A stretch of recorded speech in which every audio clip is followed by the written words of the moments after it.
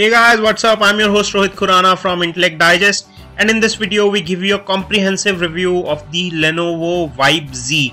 The Vibe Z has been launched in early 2014 and this phone comes packed with a lot of power. In this video we'll give you a camera review, benchmarks, gaming features, software feature, hardware features and overall display quality review of the Lenovo Vibe Z. Let's get started. Starting with the box content of the Lenovo Vibe Z, you get the phone itself at first, and below the phone you get a user manual guide with a SIM ejector pin tool. You also get two different boxes. In one box you get the charger as well as data cable, and other box gets you the earphones. These are in the earphones and come with additional cushioning, so you can adjust the size of the cushions for these in the earphones. Let me give you a quick hardware tour of the phone. So on the front you have a full high definition 5.5-inch display and it looks really beautiful. The quality of display has been done very nicely by Lenovo. At the bottom of the display you get three touch capacitive buttons, the menu back button as well as the home button, and just below that you have a microphone hole which is on the front of the phone itself. On the right hand side you have a SIM card tray and there is a pinhole in which you can put the SIM ejector tool and the SIM tray comes out. On the top you get a power or wake up key followed by a 3.5mm audio jack. On the left side you get a volume rocker key. These all keys are finished in metal and feel very sturdy. On the bottom you get a standard micro USB port for charging as well as data syncing. Moving to the rear you get a 13 megapixel camera module with dual LED flash followed by a secondary microphone hole for noise cancellation, and on the bottom part where it has shiny chrome there is a speaker grill.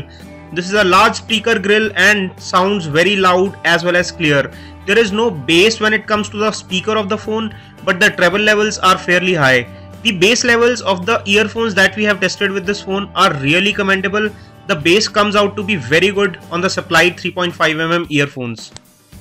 Let me talk about one of the most important features of the Vibe Z, the camera itself. The rear 13 megapixel camera comes with a f-stop 1.8 rating, which gives you excellent depth of field.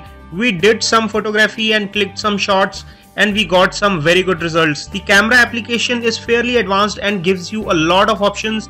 You can choose between various shooting modes including the panorama, HDR mode, super night mode, picture in picture which is like the dual shot, there is burst mode, speech recognition mode, night macro mode, and there are some special modes which includes eraser mode, group mode and GIF animation mode. We also tried out these things and they work perfectly fine. There is a 5 megapixel front facing camera which can also take full high definition video recording. So this phone does not only play the full high definition videos but also records full high definition videos from the front as well as rear camera. The display performs really well and is very responsive to touch. With a high-end processor Snapdragon 800, it works really wonders when it comes to graphics with Adreno 330 GPU. Let me not waste much time and give you some gaming demo. We'll play Modern Combat 4, Frontline Commando and Subway Surf to give you a fair idea of how gaming feels like on this device, and then we'll talk about the benchmarks.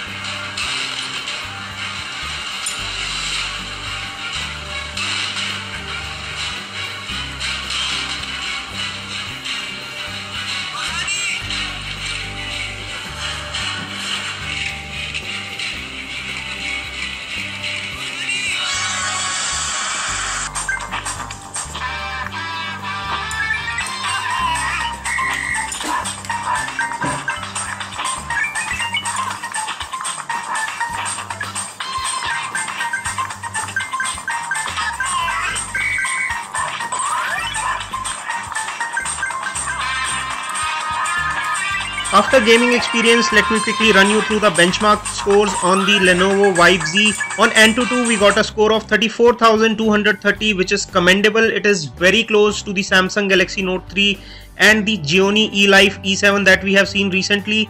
Also on Nina Mark II, we got a perfect 60 frames per second with a display resolution of 1920 by 1080, that is Full HD, and it is powered by Qualcomm Adreno 330 GPU, which makes it a graphics powerhouse. What it means is that you can throw any game at it and it can play it very well. Let me talk a little about the hardware specification. It is powered by a Snapdragon 800 2.2 GHz quad-core CPU, has 2 GB of RAM, 16 GB internal memory, and it comes with a lot of software features as well. Running you through these features, there is a pocket mode which increases the volume when the phone is inside your pocket. There is a decrease tone mode. When you pick up the phone, it reduces the volume. There is smart answer, smart call, smart dialer, shake to lock, smart standby, and many other modes which help you use this phone in a very useful way. The Lenovo Vibe Z also supports multitasking, and it has a multi-window feature which you can enable or disable. When you use multi-window, you get a sidebar which allows you to run multiple applications in pop-up windows. You can use all the active windows at the same time. You can view videos, you can use calculator, etc. And it allows you to add more application to the multi-window feature. So it is fairly flexible and allows you to use the Lenovo Vibe X for true multitasking. The user interface has been customized by Lenovo, and there is no application drawer. Whatever you install, all your applications and widgets stay on different home screen, and you can change the scroll effects. There are many themes which you can choose from, so you can give a personalized look to your phone. On the software front, it runs Android Jelly Bean 4.3 version, and it does very good voice recognition. Weather in Delhi. It's 19 degrees with haze in New Delhi. Also, it supports one finger swipe for notifications and two finger swipe for quick toggles. Let me also talk about the audio and video experience on the Lenovo Vibe Z. The audio sounds crisp and clear, but there is lack of bass from the internal speakers. Talking about the audio quality, the sound is loud and clear from the speakers provided at the rear, and there is a slight curve on the area where speakers are placed, so even if you place it on a flat surface, the sound does not get badly muffled. The FM radio is also another welcome feature. Not many high-end phones support FM radio, but this one does, and it does produce really nice audio quality on the FM radio as well. Talking about the video viewing experience, it is simply amazing with the kind of viewing angles as well as the display it has on the offer. The color reproduction is very natural, and you can also change the color brightness and temperature. There are advanced settings provided on the settings of Lenovo Vibe Z. A few negative points of Lenovo Vibe Z is that it does not support expandable memory, but it does have 16 GB internal memory, out of which around 10 to 11 GB is available to the user, so you can store fair bit of multimedia. There is also a 32 GB variant which is available, but the prices are high. At this price, it competes with phones like the Samsung Galaxy Note 3, the Sony Xperia Z1 and the likes. One of the strongest points of this phone is its performance as well as form factor. It does not feel bulky, it has fairly thin bezels and feels very compact in hand. Besides being a 5.5 inch device, feels premium, works well and plays graphics wonderfully.